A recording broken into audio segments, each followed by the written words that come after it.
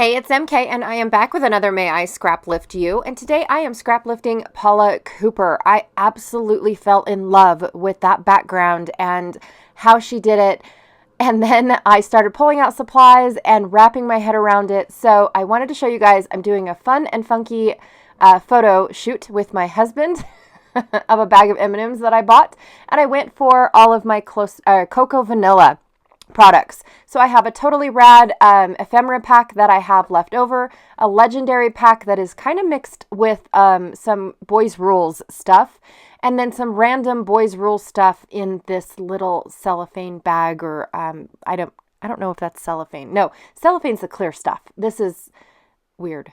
Anyways, there's some of that stuff. I have this gorgeous map print that was in that green that I was looking for, that you guys didn't know I was looking for, but it's that beautiful black wood grain on the other side. So I had a hard time trying to decide whether I wanted to add wood grain to this or not.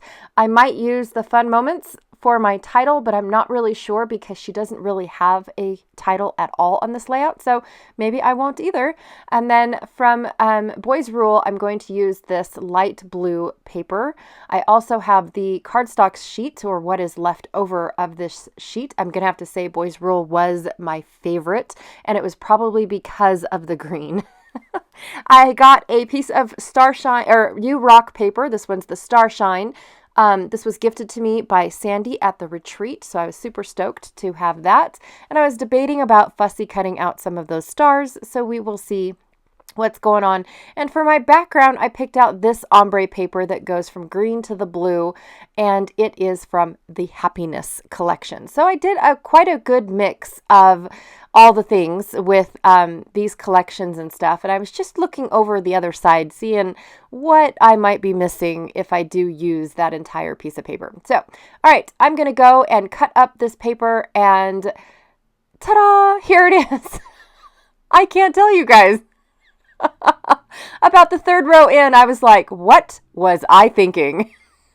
I distressed every single one of those edges and then glued them all on. They are 1x1 squares. I'm not really sure exactly how Paula did hers, because she actually has this really cool white border going around, and I was trying to do that at first. So truth be told, what you guys didn't see is that I completely cut this paper up, realized I cut it up wrong, washi taped the whole thing together, and then cut it up into 1-inch squares. Yes, that is what you guys did not see me do.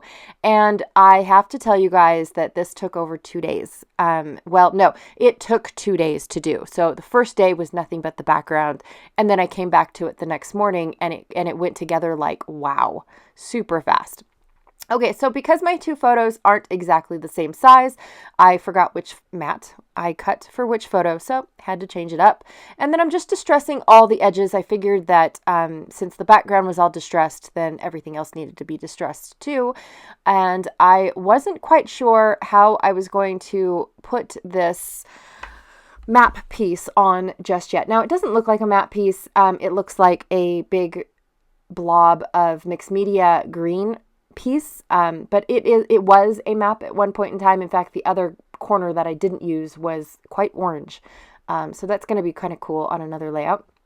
So I did need it a little bit longer, so I'm going to cut it or rip it in half and go ahead and just tuck it under where I am watching Paula do it. So Paula had quite a few layers that I actually missed on hers until I get there, and that's how I notice things, you guys. I don't really notice all the little details, like teeny tiny itty bitty little details, until I'm going to recreate it. And so she had quite a few pattern papers, and I realized that I didn't pick out enough.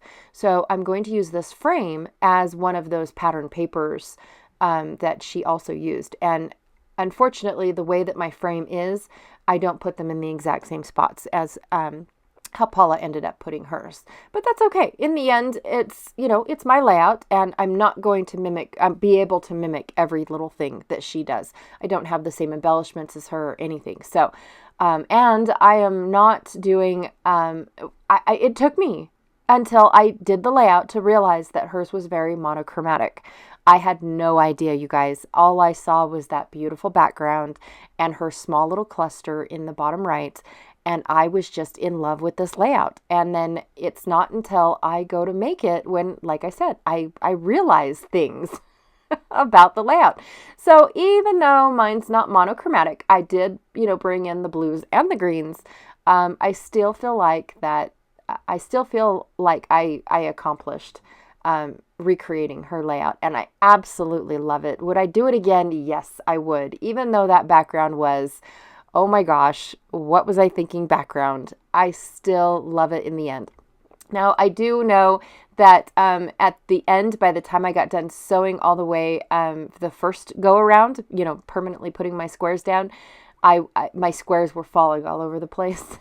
I did have them glued down very, very lightly, but because of the way that I have to bend my paper to get it underneath the arm of the sewing machine, it was, especially in the center, some of my squares kept popping off. And so down at the bottom, which fits the personality of the layout, by the way, down at the bottom, you can see where I have a square kind of wonky off the page. I'm going to leave it. I'm just not even going to bother with it. I'm not going to, fuss over it. I'm not going to trim it. It's going to stay because it fits the personality of the page. And truth be told, I had fun making this layout. This was so fun. And Paula, I'm impressed. I really, really am. Your layout is fantabulous. It is amazing. And I cannot boast about it enough. I do hope others try this layout because it was so fun.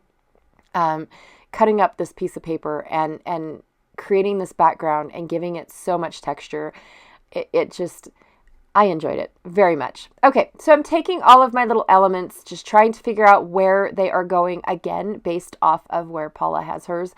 My little cluster on the left does kind of venture off and outside of the cluster a little bit too far compared to hers. But in the end, I still really love how this turned out.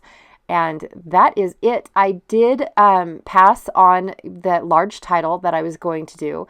Again, these are just fun and funky photos of my husband. I went and I bought him a big huge bag of M&Ms. And on it says, "Have a great day pretending to work."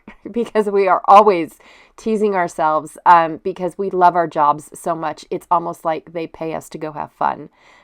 Honestly, I felt guilty getting paid for what I did when I used to work for a company. So anyways, thank you so much for hanging out with me today. Please be sure to check out everyone else that is playing along with May I Scraplift You, and I will check y'all later. Bye.